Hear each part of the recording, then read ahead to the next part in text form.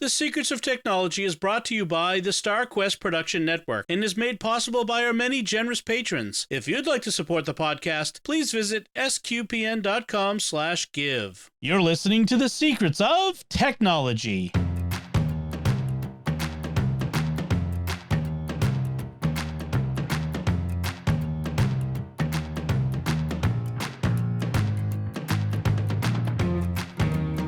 Hi, I'm Dom Bettinelli, and you're listening to The Secrets of Technology, where we discuss the technology news that's important to you from a uniquely Catholic point of view.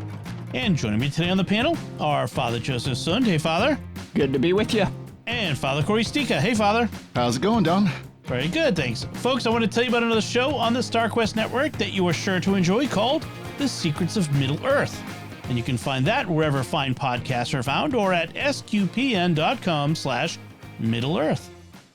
So our topic this week is very Catholic one, shall we say. We don't always get deep into Catholic technology subjects, but this time we're tackling it. And I've got two experts here to help me with this because they are deeply involved in this area of church technology. And this is parish management software.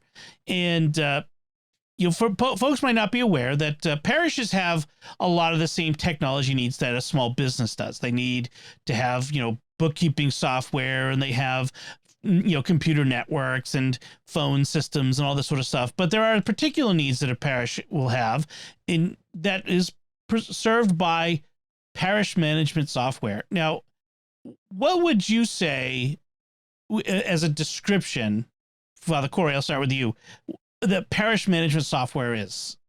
Well, it's the tools that we use for tracking for things. Of course, accounting, that's the big one people can think of. But like our family tracking, we keep track of the families that we have in the parish and how much they've given and all those kind of things. Sometimes there's other areas like schools and stuff like that have their own needs and stuff like that. Because basically a parish is a combination of a business, a charity, a nonprofit, all rolled in one. Right. And we have the needs of all three. And a club. It's almost like a club. There's aspects of it. Yeah. How about you, Father Joseph? Anything you'd add to that? I think that it's about organization, and especially myself, I'm in an area that, and this is more and more of the Catholic world, especially in the heartland, that multiple parishes, that me being able to have data at my hands and information at my hands allows me to know my people better. Mm-hmm. And so at the heart of this, like the thing that makes me different from a business is at the heart of this isn't the bottom line, mm-hmm. right? At the heart of this is salvation, yeah, right? And so at the very heart of this is my ability to know my people. And that highly depends on data and accurate data. I can't find my people at P.O. boxes. I need to know their street addresses, right? Mm-hmm. I need to know phone numbers. I need to know emails. I need to know which Catholics are married to non-Catholics, and maybe there's potential RCIA there. I need to know all of those different things. Mm-hmm. And that is what that software is meant to manage. And the better ones are able to bring all that in and focus on a person. That's a good way of putting it. Yeah. Because parishes are really about relationships and mm-hmm. relationship between the family and the parish, relationships within families, relationships of, say, kids with religious education, religious formation, sacraments, all that sort of stuff has to be tracked. And that's a complex problem because there are, as we would say, that's a relational database, web. There's so many connections that one individual makes with a parish in so many different directions. And back in the day when one parish that had 200 families and there's just a priest in charge of it, it's very possible for me to, inside my head and inside my relationships, thoroughly know those people and know the intricacies between them, especially when you have priests that were assigned there for 20 years and lived there. But once you are serving a larger area, you need data. Right. Well, and even in smaller parishes, I'm in very small parishes. My Sunday attendance at one parish is about 50 people, and another parish is 30 people. I mean, very small parishes. Yep. And there's still very much a need for these kind of resources in this kind of assignment.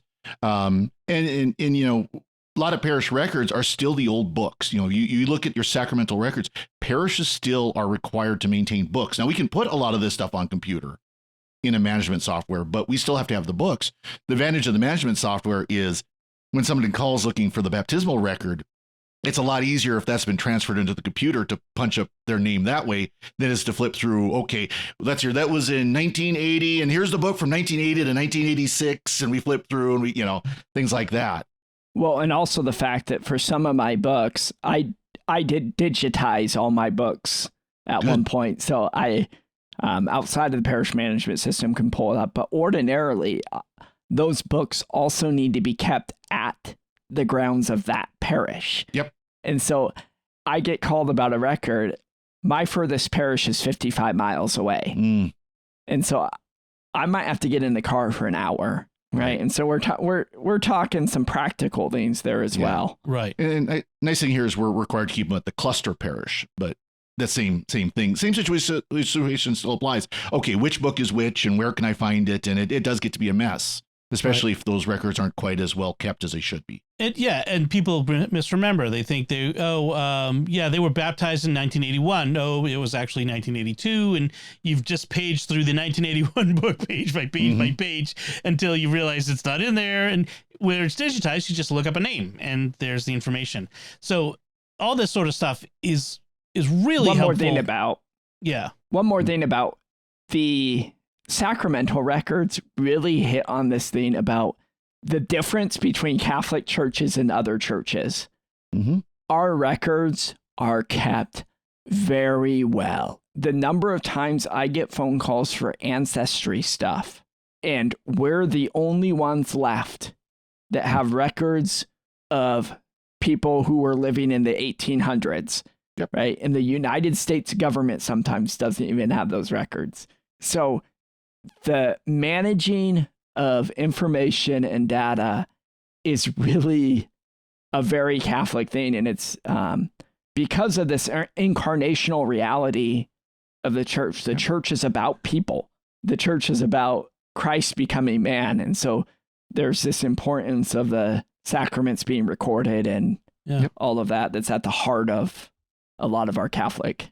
You think about it, this is a little bit of a tangent.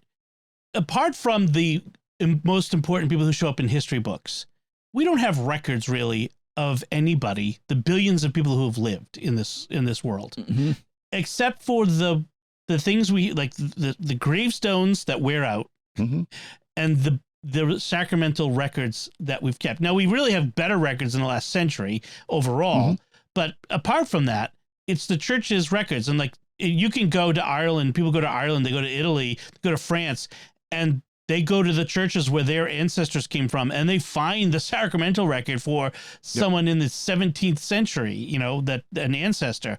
That's the sort of thing. Now, that was done in these books that were preserved, hopefully. Right.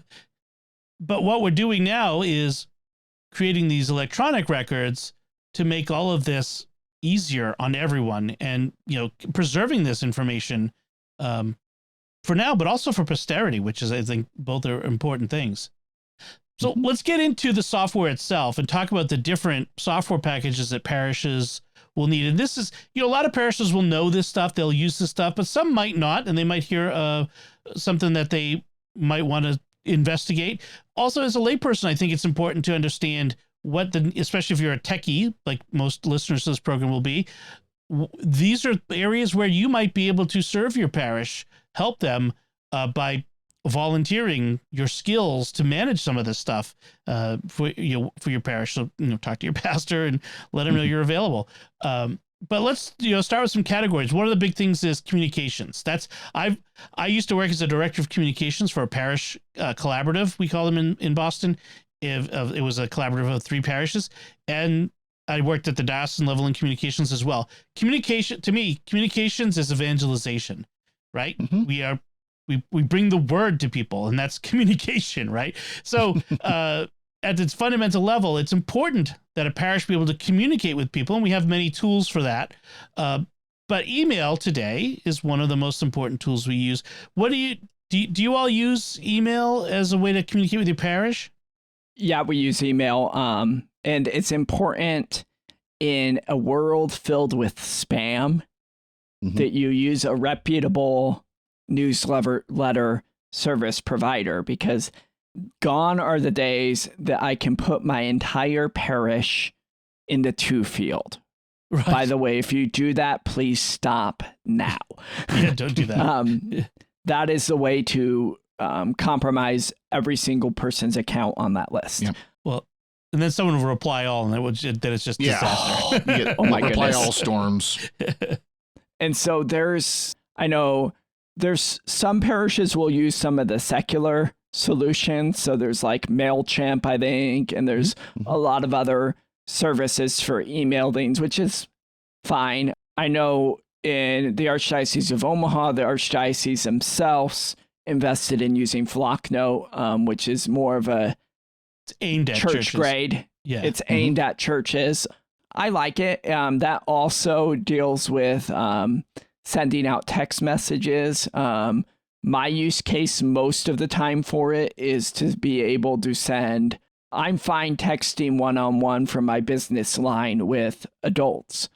But when it comes to safe environment things, and we've talked about a lot of my work is with high schoolers, I will always use Flocknote when I am sending text to groups of kids, because it's put on a platform that the whole organization sees. So there's a dual purpose of that as well.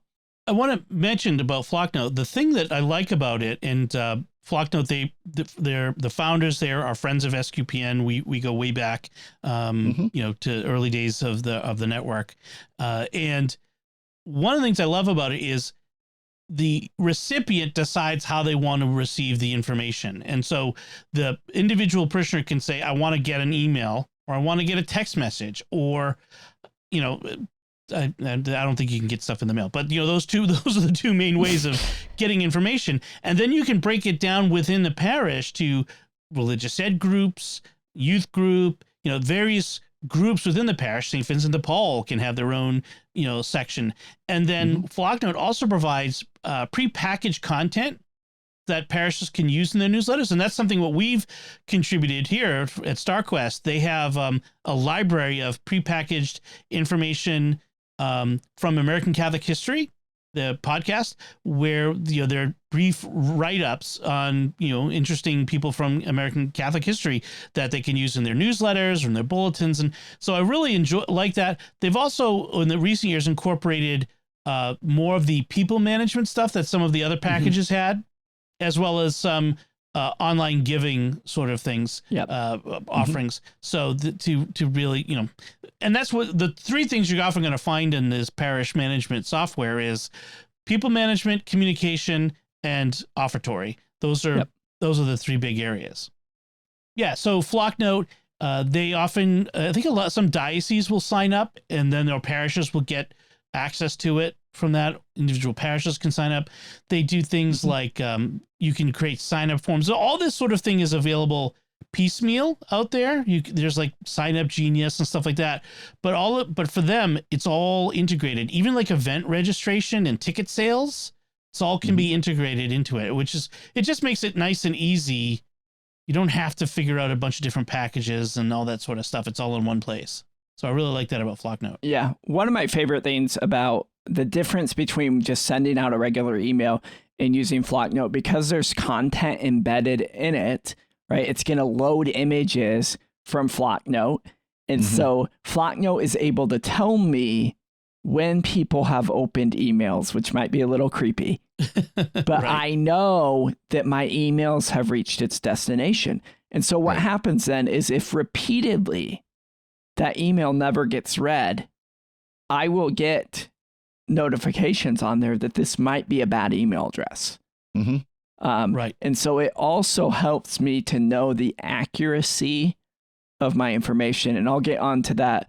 There's other things built into other parish management systems about accuracy of information that we can get to. Right. But that's, if I don't have accurate information, it's worse than not having information. You know, it's funny is parishes for a long time, especially more rural parishes, will have phone trees. Yeah. Where they, you know, one person still calls have 'em. 3 people and that person calls 3 and so on down the line. And we still do a lot with that. We have been getting more into, actually, one of our parishioners uses what's called Team Reach, and it's more for like sports teams is what it's really designed for, but it works really great because you can do a group, which is the parish, and then do basically chat, and anybody who's got a smartphone, Android or iOS, can use this app, and it works really, really well for us because we are a smaller parish. There's not as much going on, but we can get messages out quickly. And I think it's actually a easier sell for something like this, where they can control whether or not they look at it. They can control, you know, if it's on their phone or not, than it is like with email. One problem I have is, I hate to say it, but older parishioners who they might have an email address, and I would argue that all but maybe 1 or 2 of my parishioners actually have an email address, but they view their email address as something private. You don't give out, you know, because they heard, you know, with issues of spam and phishing and stuff like that, they got the wrong message. It wasn't, you only give out your email address to trusted people. It's you don't give out your email address except to like your family and those who really want to email you. And so it's really hard to get some of these parishioners to say, no, give me I won't abuse your email address. I won't sell your email address. I need it because if I need to get a hold of you because let's say a blizzard just moved in and there's not going to be mass, this is something check your email to see if there's a message from me saying, I can't make it because there's a 10-foot snowdrift in the way kind of thing, you know? Yeah. One thing that's changed in rural communities, especially, is the local radio station used to be the way that you got things out. Yep. Less and less small communities have their own radio station anymore. The internet's kind of brought that by the way of the wayside. And so that's not the way they communicate things. One thing that I forgot to put on here of the obvious parish communication, I still say that our main mode and the way that we reach the most amount of people in our parish is a wonderful Catholic product called Facebook. Right. That's just the reality. That's where we reach people. Yeah. Yeah. Well, that's true about the radio stations, by the way, because, you know, I was in a town before this that had a local radio station that would do that. They would announce if there was any cancellations or anything like that. But even if a town has a radio station, so many radio stations now, terrestrial radio stations, their services are provided elsewhere. You know, so they use basically a satellite service to provide all their music, all their DJ. And you can usually tell when they do because the DJs never talk about anything local. It's always generic. Yeah.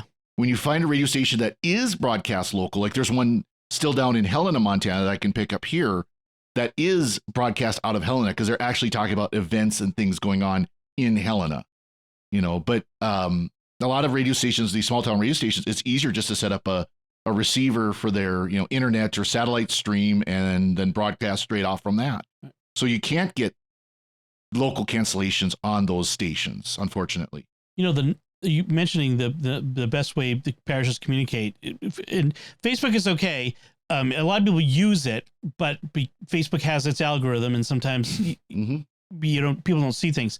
But for a long time, and it might still be the case, the number one communication tool for parishes to communicate with parishioners is the bulletin. Yes, that little piece of paper or sheets of paper you pick up on your way out of church that they read from the pulpit at the end of mass. Anyway. Yeah. No, I don't know. No. Never. My parents, they do. No. Like that's one change I need to make here is that they still pass out the bulletins at the beginning of mass, and I need to make sure that it's done at the end of mass. When I say mass is ended, the mass is ended.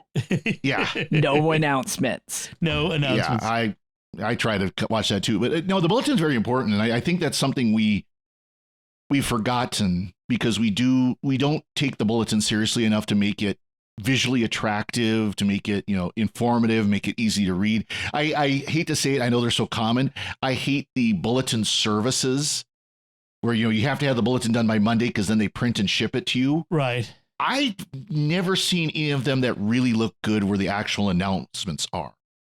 It always seems crammed and little boxes, not very well, little boxes, and it's hard to read unless you've got good eyesight.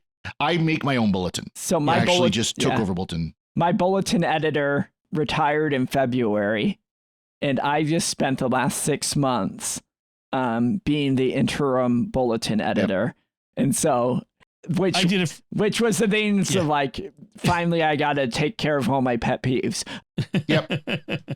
But now we just brought on new communication and bulletin editors. So actually, all of this information is stuff that I'm in the middle of training two new ladies how to do right now. Well, so. I just took over the bulletin. My first task was, and I did this in my previous assignment as well, is revamp it. And what I went from is, just basically a single sheet of, 8.5 by 11 paper to like a legal 8.5 by 14 folded in half.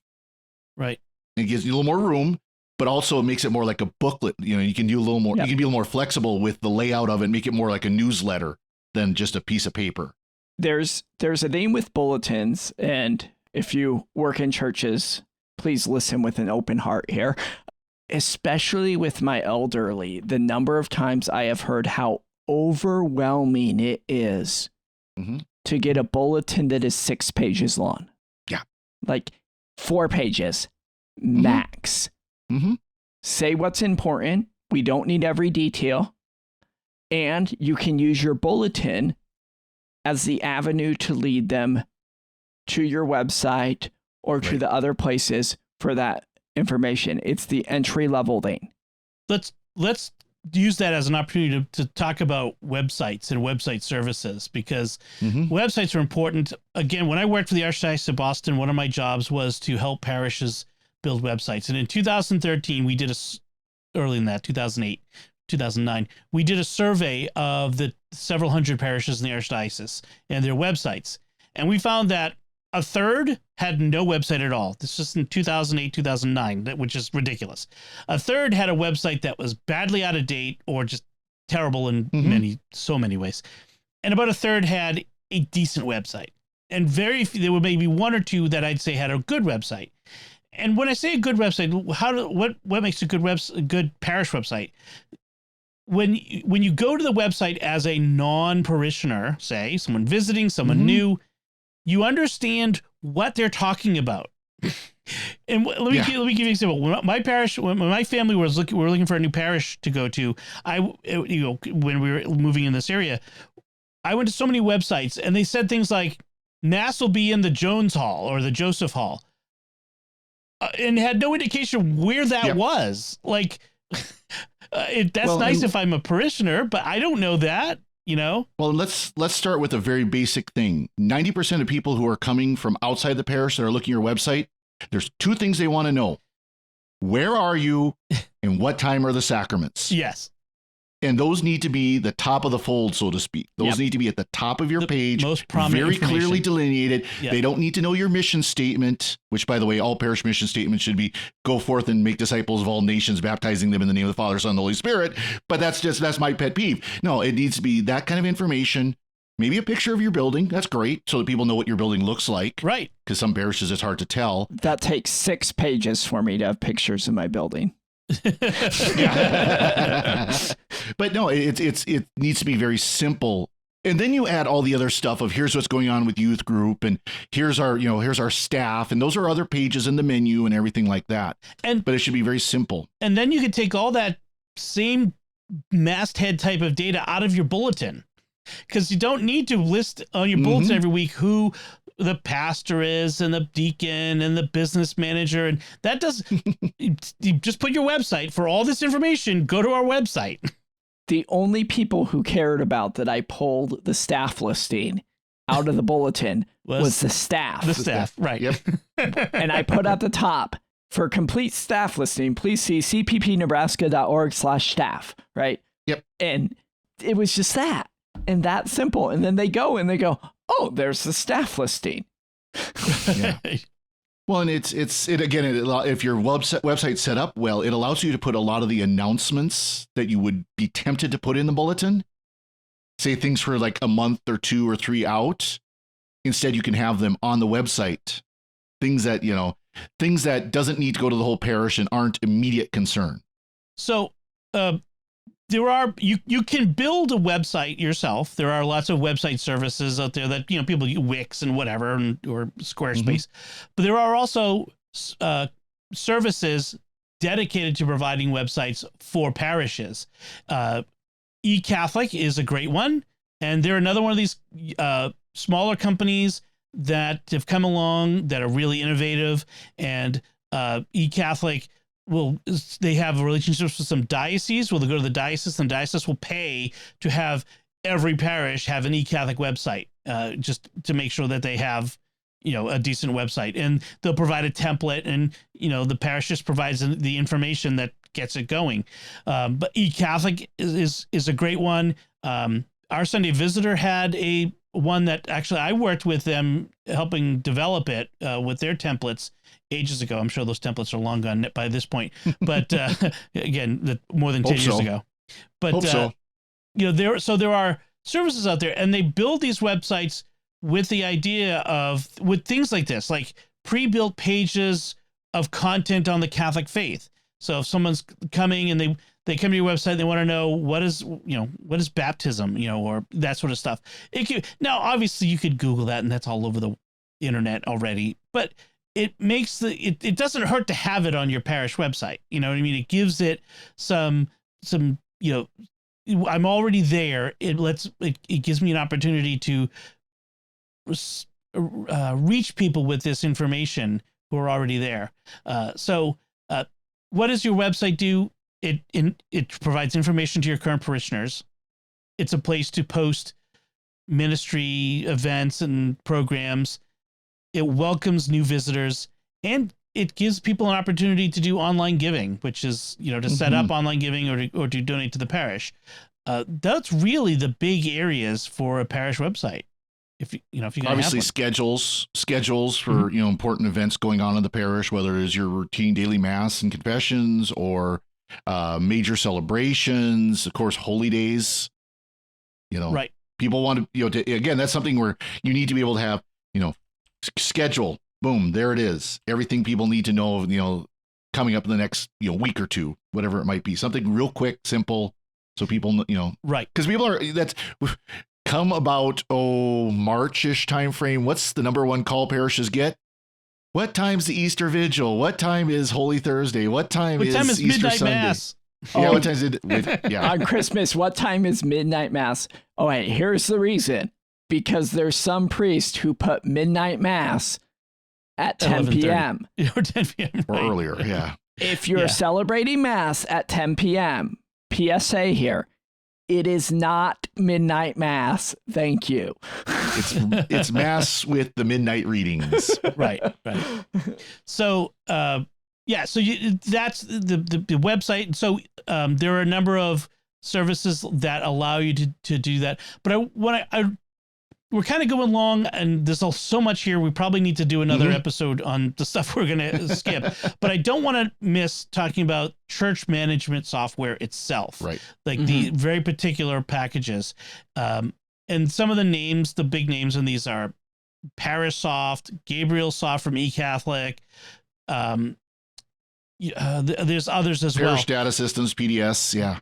So why don't you guys tell me about what it is you're familiar with, ones that you've known and seen, and what you're looking for when you're looking for a parish management software, a church management software. Father Joseph, why don't you go first? So I'm trying to find my notes here. We use Ministry Platform, which is part of ACS Technologies, which their joke is ACS stands for Ask Church Secretary. Or at least that's what it used to mean before you had good.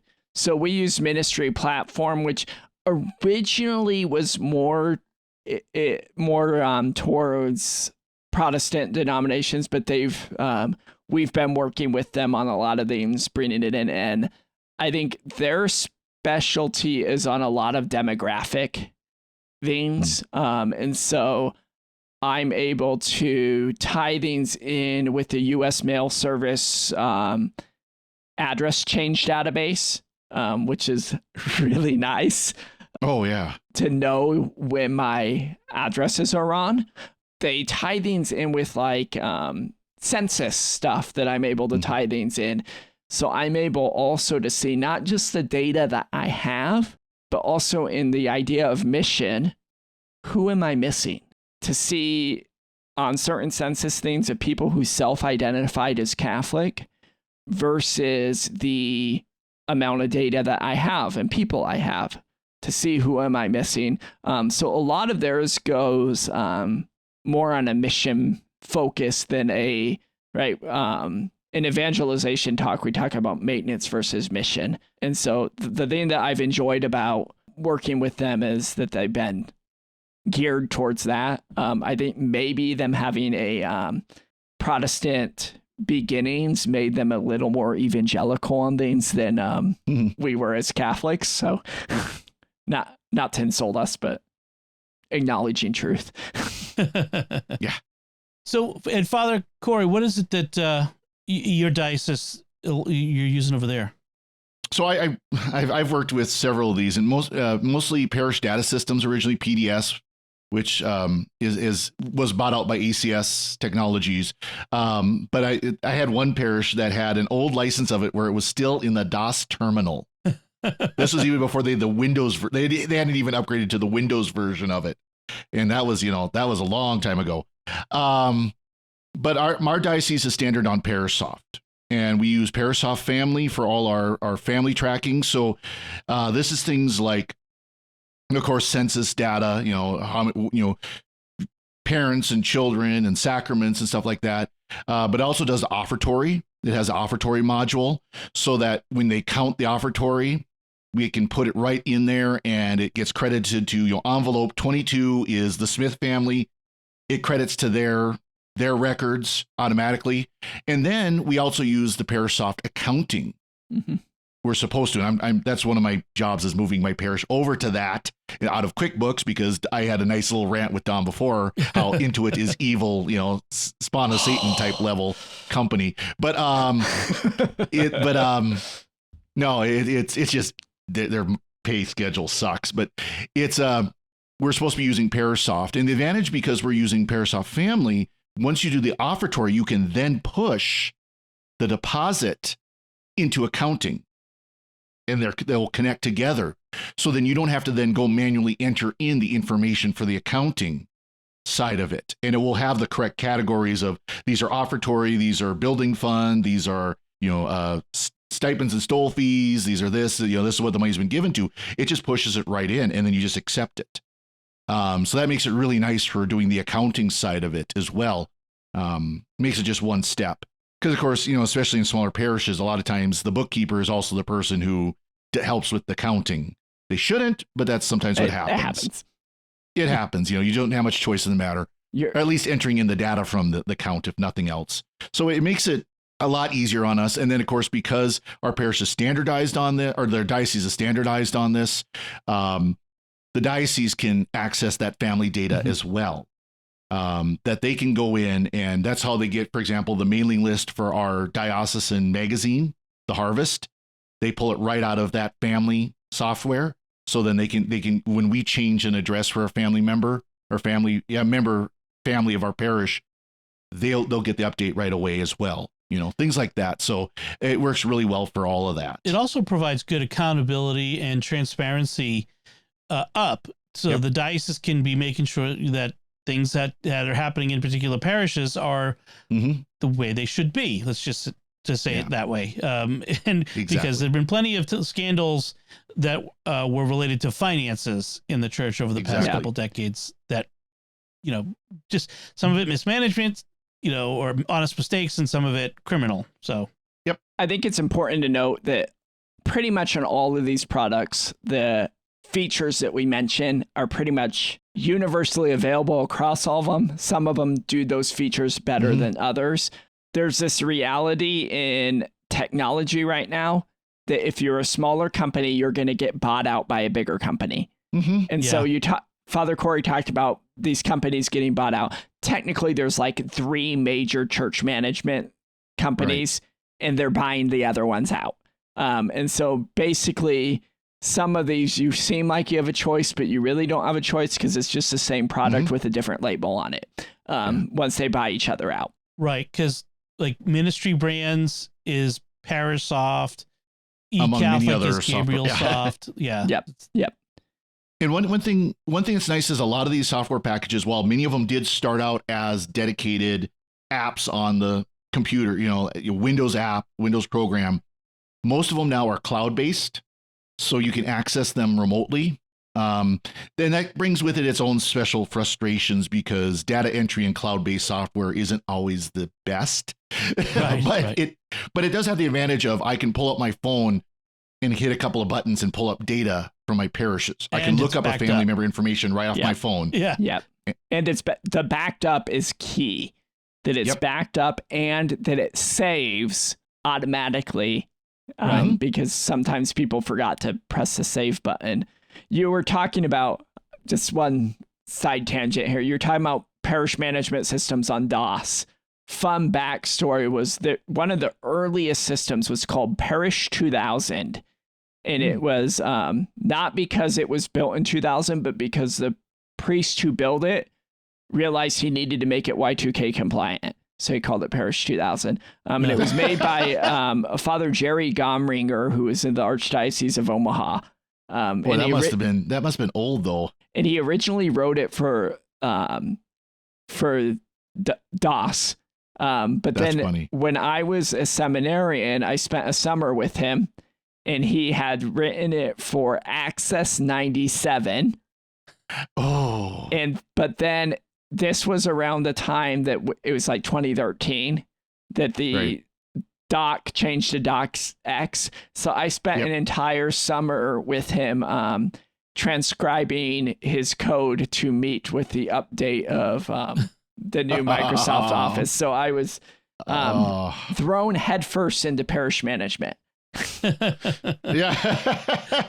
So we've only scratched the surface of our outline. There's a lot more we could say, and I'm sure we'll come back to this because there's areas of parish management software that we haven't even really touched, like mass intentions and sacrament tracking, that sort of thing. So I want to come back to that, but this is a good intro. Like even electronic offertory, I got a lot to say about that, about the benefits of giving electronically online over dropping money in the basket for both yourself and for your parish. And but that I'll save that for another day. But one last little thing I just like to throw out is kind of an appeal to parishioners. If you're good at data entry, you've got experience in bookkeeping or some other field like that, talk to your pastor. He could, even to have a volunteer come in for 10 hours a week or less, even 5 hours a week, just to enter some of this information like the offertory into the software is huge. Right. Because that takes a load off the staff and the pastor. It does. That they could do other projects. Especially a lot of church secretaries, in my experience around here, tend to be older. And so they're not as comfortable with data entry and computers necessarily. And, you can really let them do what they do best and you take over this grunt work. I mean, this is parishes are every parish. I don't care what it is. Every parish lives on the goodwill of the volunteers who step forward to help do things. Parishes do not run just solely by people who are paid to do things. It just can't work. I think there's a thing about some of the software that we use that, like you hit on mass intention tracking, the fact that I have software doing it for me frees up my time that I'm able to focus instead on books and paperwork, that I'm able to focus on people and relationships. And so the amount of time pieces of software have saved me on doing that is just worth the cost that we pay for the software. That's the key. Exactly. That's what it's about. That's what technology is supposed to do. It's supposed to help us take the grunt work off so we can concentrate on the things that are more important, that matter in the grand scheme of things. And in this case, in parishes, it's about saving souls. So very good. All right, so we'll be coming back to this topic in the future, but until then, I want to take a moment to thank our patrons who make it possible for us to create the Secrets of Technology, including Corey L., Janine M., Teresa C., Adam P., and Sandra C. Their generous donations at sqpn.com/give make it possible for us to continue the Secrets of Technology and all the shows at StarQuest, and you can join them by visiting sqpn.com/give. So we had some headlines. The first headline is one that Father Joseph, you recommended, which is this study from the Video Game History Foundation. And their study says that the headline is 87% missing, the disappearance of classic video games. Father, what's this all about? Well, there's this reality that video games before like the last 10 years were on cartridges and on disc. And those are mediums that degrade after time. And so my Sega cartridges that I have, even though some of my Sega games I've had for 30 years, they're not the same quality as they were when we first got them. And eventually they will die. And they won't be able to be played. And so we go further back on that. And you have some of these smaller independent producers of games. So especially the Sega era was probably one of the biggest eras with Sega Genesis that it became cheap enough to produce cartridges that you had a lot of independent people making these. And so some of these smaller producers didn't make as many copies, and so the games pretty much don't exist anymore, and that's a good amount of games. So let's step back a second, just talk about video games themselves.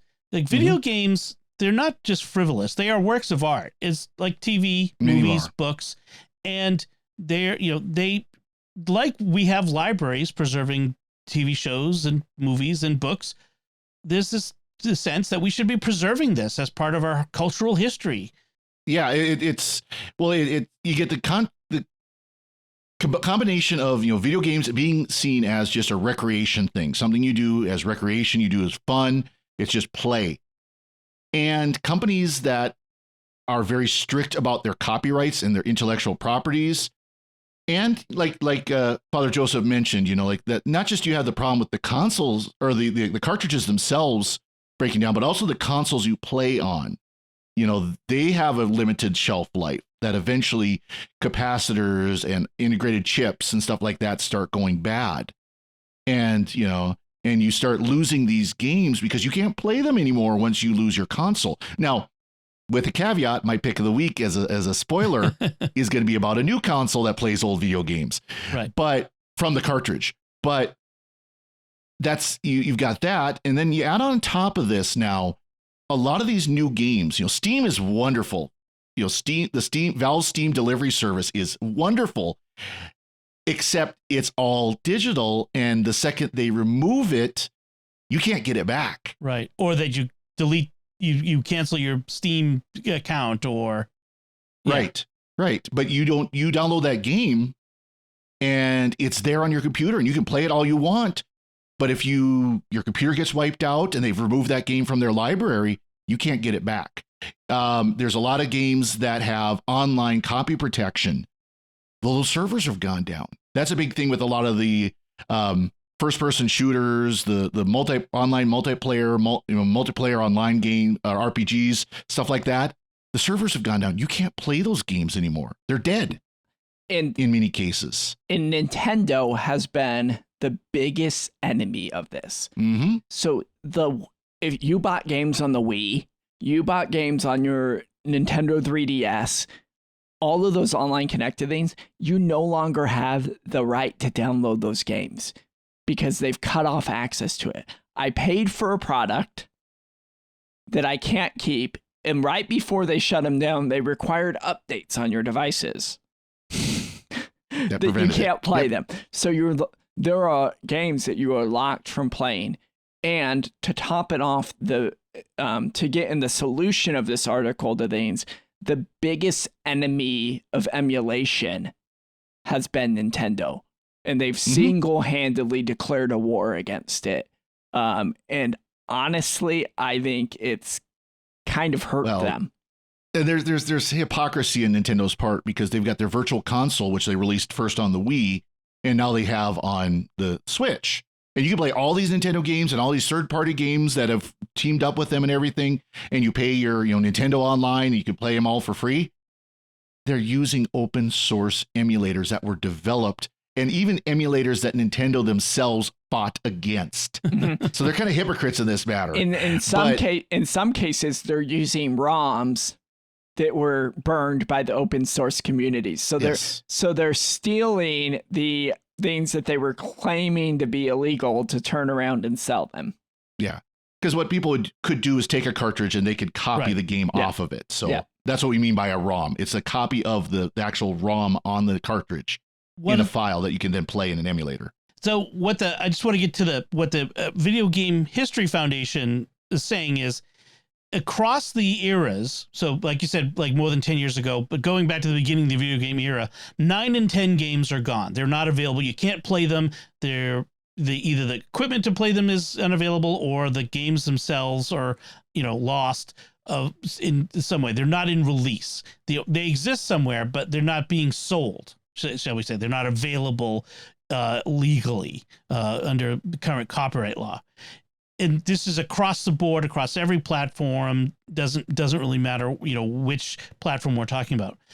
Now, under other circumstances, libraries and archives are allowed to preserve and share other media types, books, films, audio, and digitally share them. A library can, that's what Hoopla is all about. We get ebooks from them.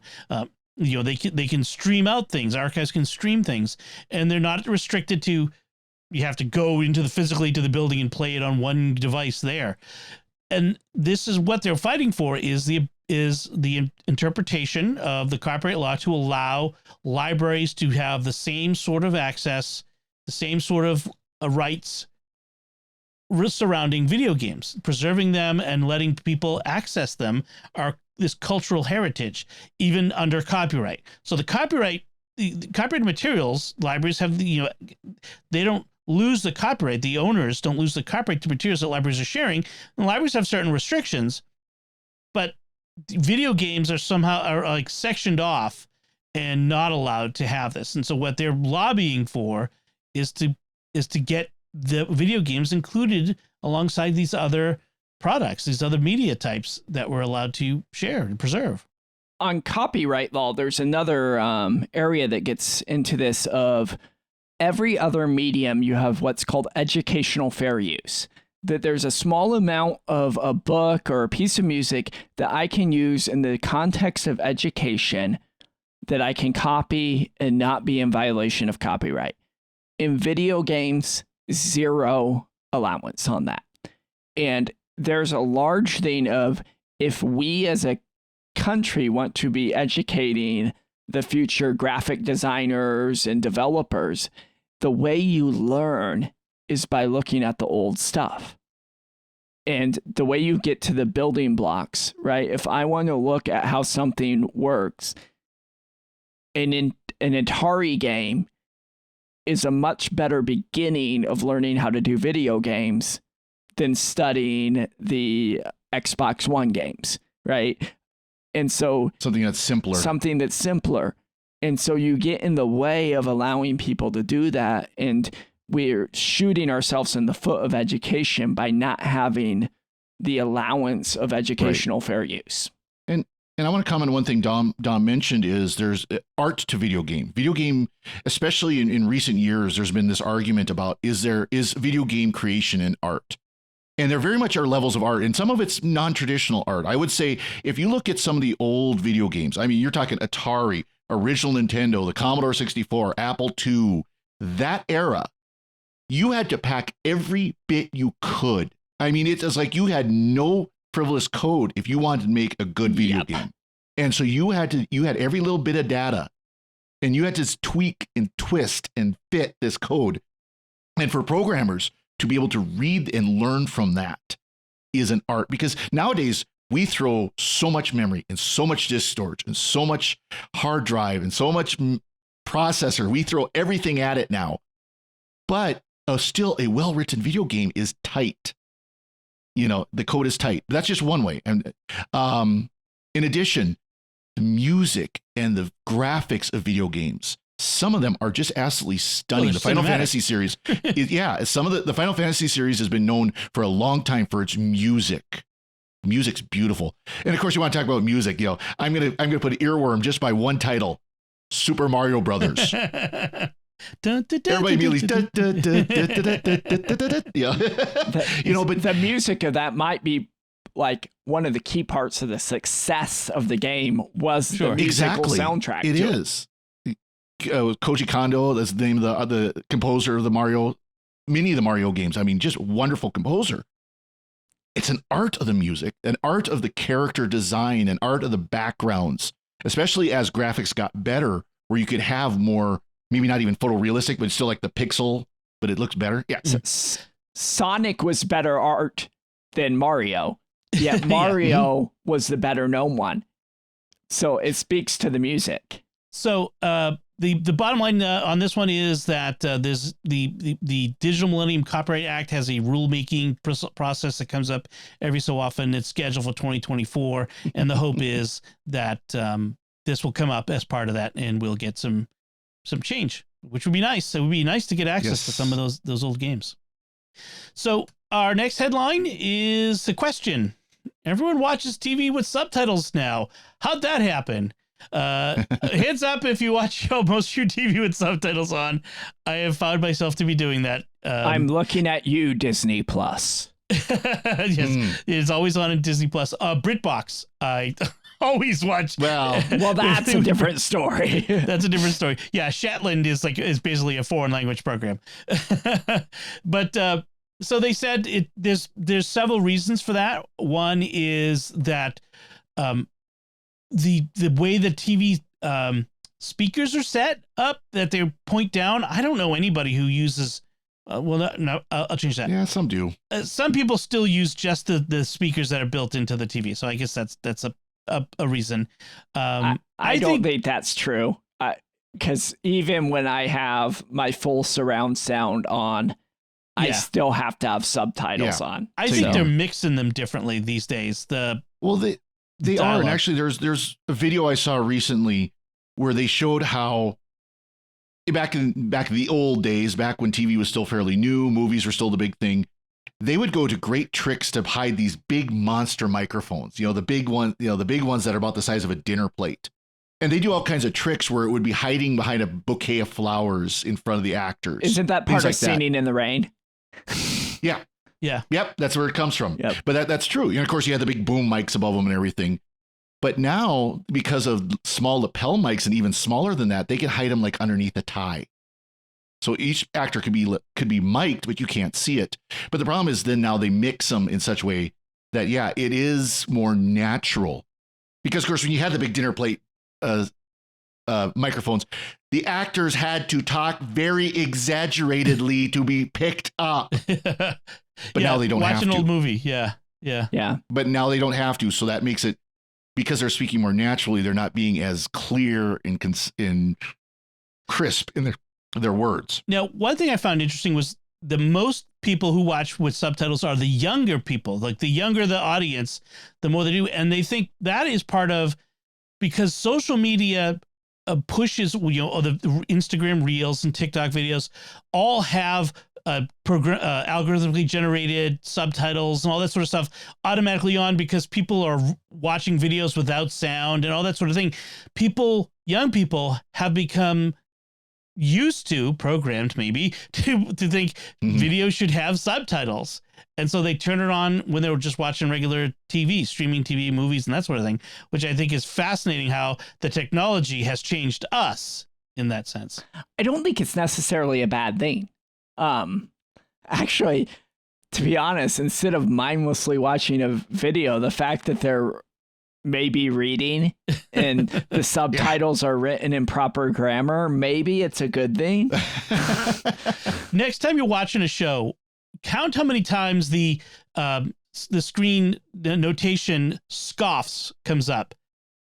I've noticed now Yes. everybody's always scoffing at things in TV shows and movies. Now I do have to ask though that it's always been a long debate in translated movies from other languages, especially anime, but other, like other Japanese or other cultures, languages, sub or dub, subtitled or dub. So it would be interesting to see how that number has changed from dubbing to sub. So dubbing is dubbed over with English speakers instead of. I would prefer subtitled over dubbed. Yeah, I think. And I wonder if with more people doing subtitles, I wonder if that started to change to more people going to the subtitles instead of the dub. So it depends. Interesting to see. It kind of depends on the language too. Like if I'm watching an Italian or a Spanish film, I'm going to want subtitled because there's some understanding of the language. But I'm wondering if someone's watching a Japanese film or a Chinese film or something that they don't have an intricate knowledge of the language, do they prefer dubbed over sub? One thing about dubbing in Asian languages is because the cadences and lengths are so different from English, it can cause some awkward formation of sentences and stuff, and it can sound kind of odd as they try to match the length, because otherwise you have the something in English 3 words long, and then the mouths on the screen keep going, keep and moving. It gets weird. It kind of reminds me of when we tried to use old musical settings for the new translation of The Mask. That got painful. Shoehorning them in. So folks, think about that. Do you subtitle? Do you dub? What do you do? I'd love to hear from you. I hate to break it to you, Dom. We're doing it more because we're getting old. I can't hear it. Turn it up. It doesn't go up any louder. I need bigger speakers. So our next one, this is pure speculation. This is vaporware until it comes out. But Toyota claimed that they've created a car battery, that would have a 745-mile range with a 10-minute charge time. This is the holy grail, right? This is what, in fact, the article mocks the idea that everyone's talking about this will say, game changer, holy grail, this changes everything. But it really would, because this would be almost better than gas, because, most gas vehicles do not get 745 miles on a charge. Or on a tank, the gas vehicle. Although they could probably fill up in 5 minutes rather than 10, but 10's not that long. No. If you could have, and Father, both of you live in fairly rural areas, so this really applies to you. If you could get an EV with this kind of range and charge time, would that change how you feel about the idea? Because I know Father Corey, you are a gas guzzler guy. You love your car. Would you get an electric if it had this kind of range?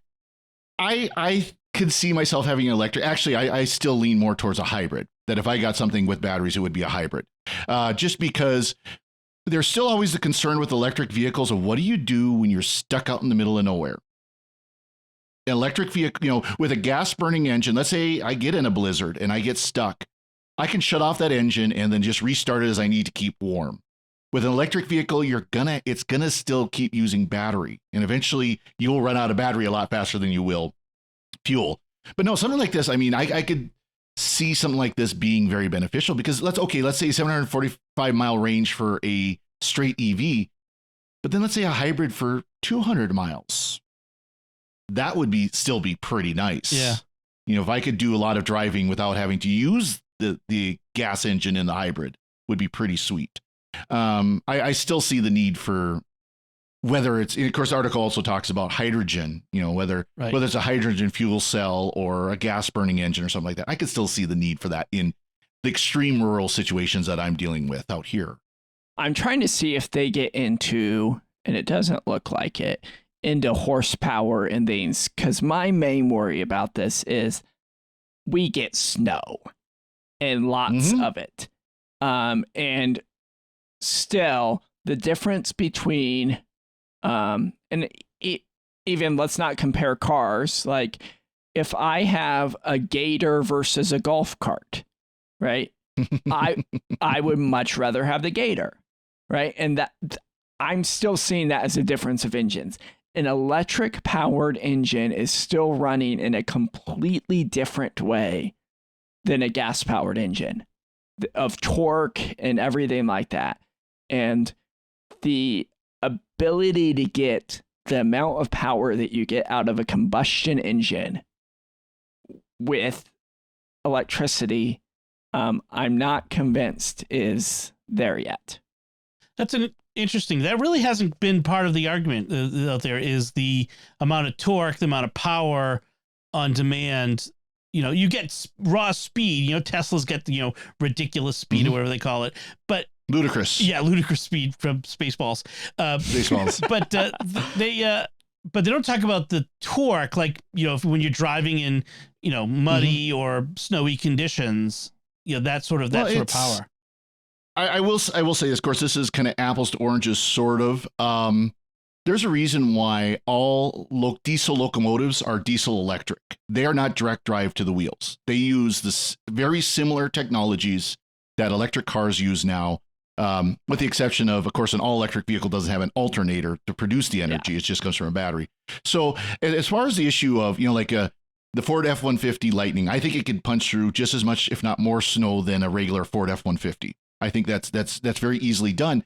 The question is, as it's doing it, if you got a 300-mile battery in that Ford F-150 Lightning, what is it actually going to be after you're punching through, 6 inches of snow at 20 below zero, which I'm pretty sure Nebraska can do, and I know Montana can definitely do. Yep. Are you going to get 100 miles, or are you going to get 50 miles? In that same day that it got 20 below zero, it's going to also be 90 degrees, but...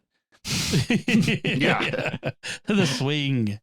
So I as someone who lives in a suburb of a big city, I'd be ready to go to an electric vehicle now if given the amount of miles we drive, in my family, I'd be okay with an EV as they are now, a decent one anyway, although they're very expensive still. But the idea of a 745-mile range on a sedan, it just would take away all thought of range worry, right? Yeah. It would just be gone. Like, because how often do you ever drive that far in any trip? I mean, for most of us, rarely.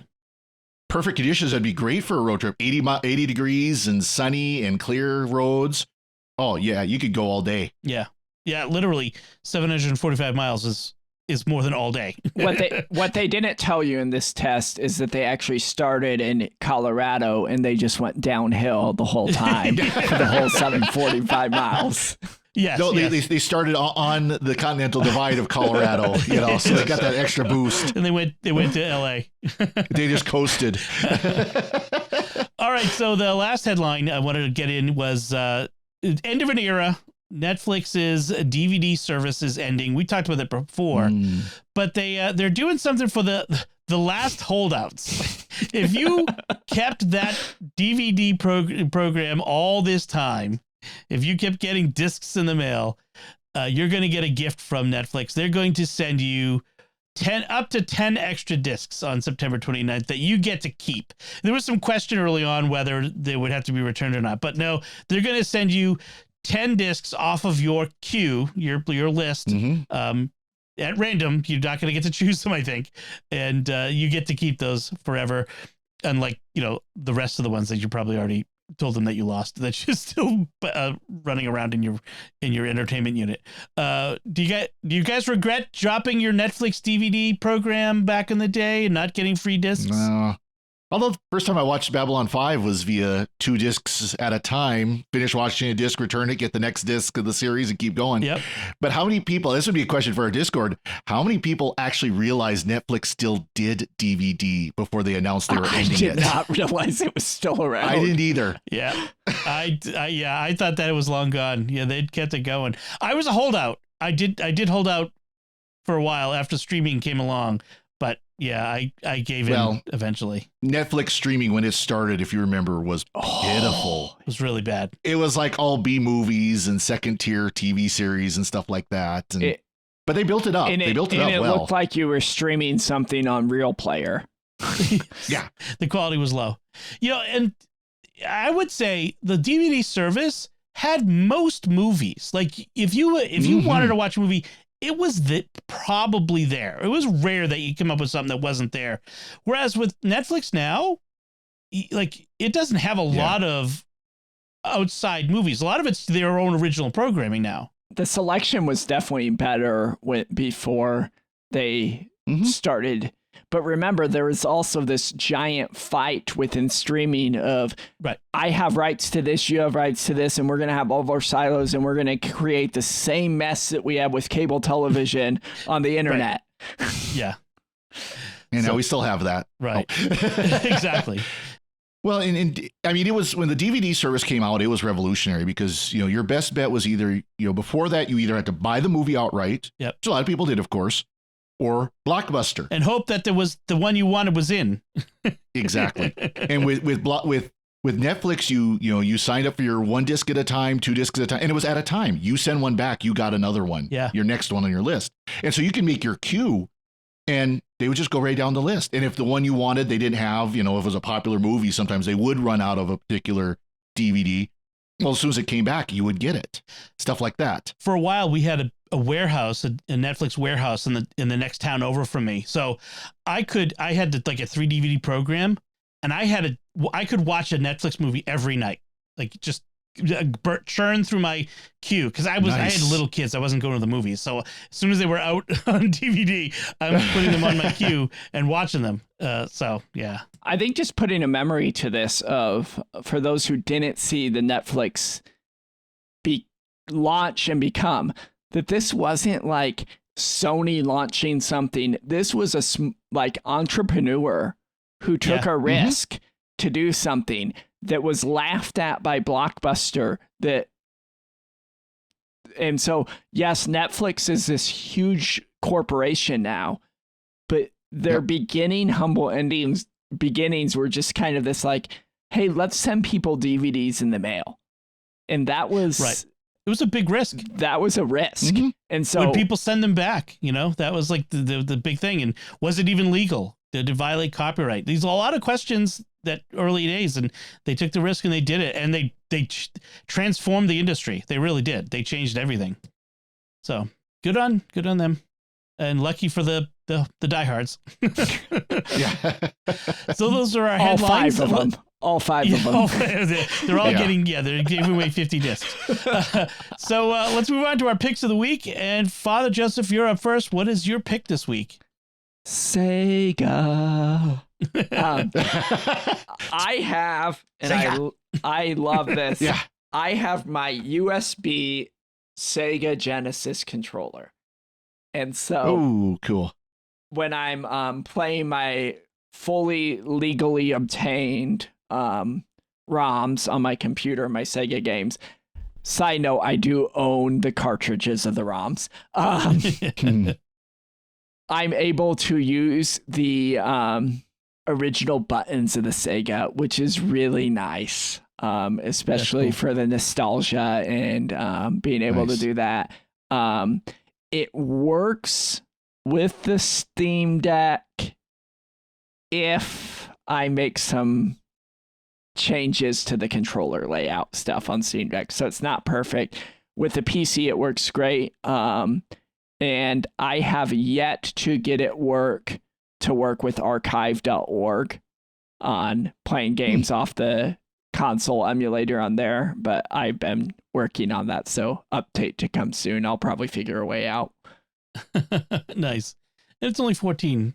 It says works with PS3, PC, Mac, Steam, the Nintendo Switch. So yeah, you get your choice of uses. Awesome. Yeah, the game controllers, they're a lot of fun. I've got a Switch Xbox style game controller that I'm going to test out. I'll have some more to talk about. Maybe it's a future pick of the week, but I'll let you all know about that eventually. But since you were talking games and old games and game controllers, Father Corey, what's your pick? So my pick is something that was just announced from a company you might have heard of if you're familiar with old games, Atari.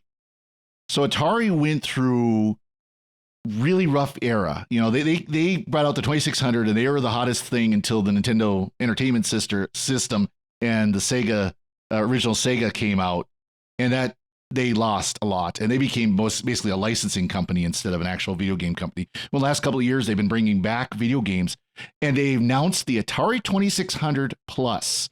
This is a console that's supposedly a little bit smaller than the original 2600, looks just like it, has the switches on the top just like it, and a cartridge slot.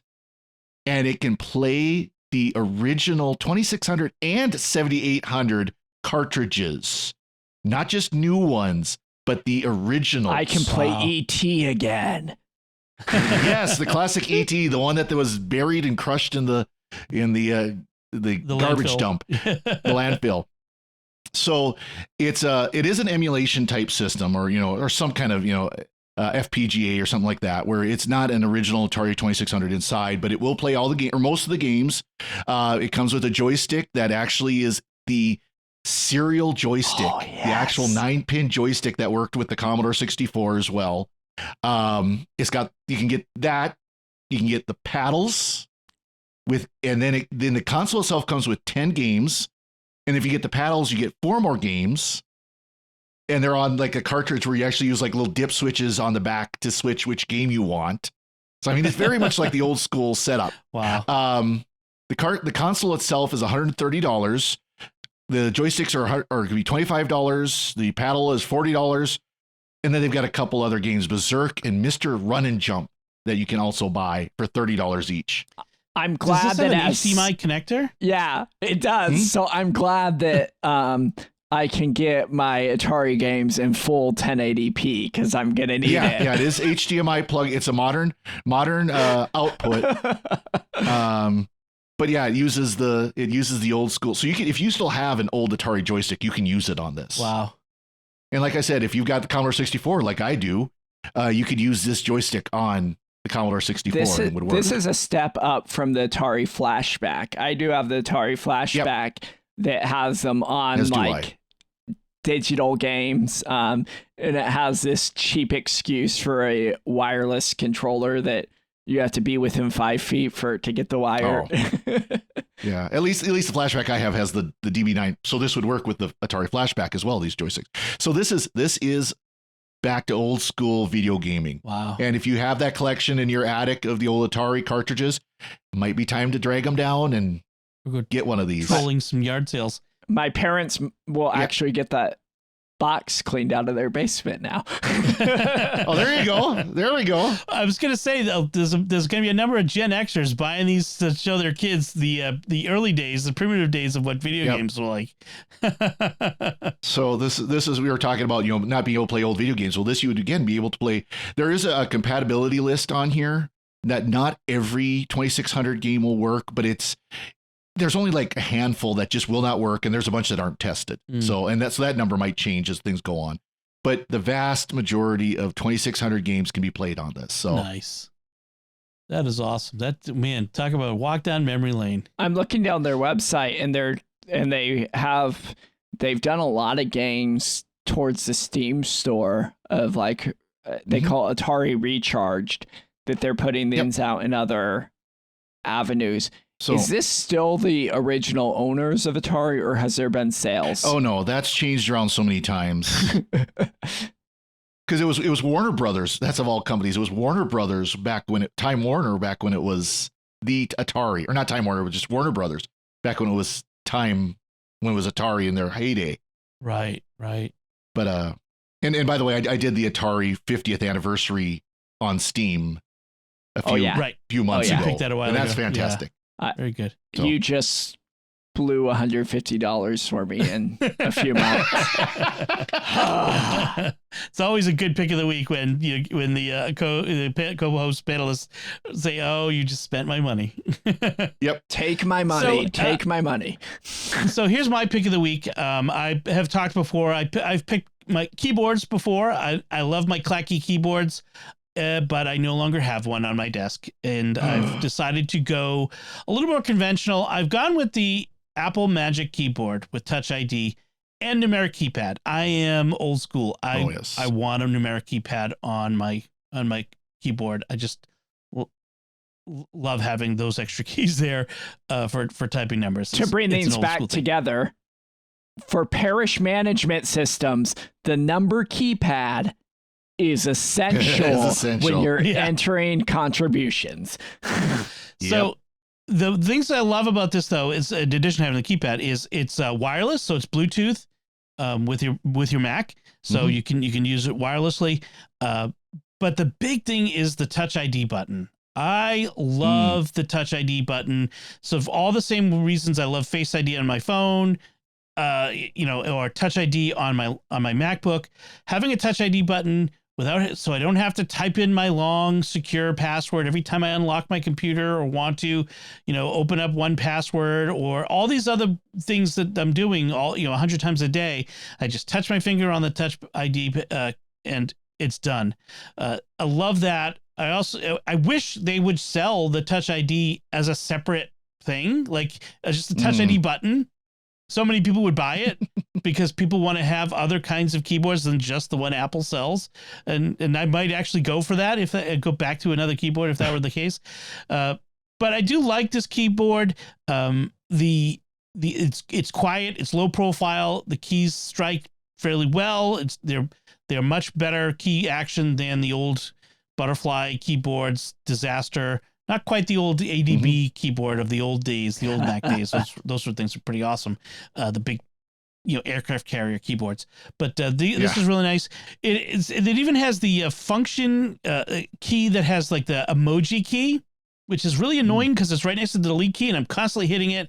I actually use a program called Carabiner to turn off that key. It doesn't do that anymore. Because I was constantly having that. Explain Carabiner. It's a system extension that gets pretty low level, but at its basic level, it allows you to reprogram the function of any key on any keyboard or mouse or other input device to make it do other things. Such as getting a Sega Genesis controller to work with archive.org. Quite possibly. That might be the thing. If you can figure out the keys it's supposed to send, the codes, you might be able to do that. I would definitely check that out. If not, I would also recommend checking out another app called Better Touch Tool, which also does similar things. So just no, I still have the Magic Keyboard from my 2009 iMac, and I liked that keyboard. It was great, but it did not have the number key, and that's why I don't use it because I use the number keys so much. Yeah, it is great. The Apple makes apart from those horrible butterfly keyboards on the MacBooks for a few years, they make great desktop keyboards. They always have, and I'm glad to have this one. I'm glad to have it back. I do miss the clacky, the feel of the physical mechanical keys. I do miss that a little bit, but it's nice to have this. And it's pricey. I'll give you that. This is not a cheap keyboard, mainly because it has a computer in it to have that secure enclave for the Touch ID. It's basically a small computer inside this keyboard. So I was looking and I'm like, it tells me for 2-day shipping of it that I'm going to have to pay money. And I'm like, I'm paying you $180. The least you could give me is free shipping, guys. Come on. $180 for Apple is cheap. That's pocket change. We're letting you buy our keyboard. Come on. They charge $180 for lens cloth, don't they? Right. Pretty close. All right. So those are our picks of the week, and that's it for us for this time. We would like to thank you for listening, and we'd love to hear what you think about anything we discussed today, parish management software or, video games, all that sort of thing. You can let us know by commenting on the show at sqpn.com/technology, the StarQuest Facebook page at facebook.com/StarQuestMedia.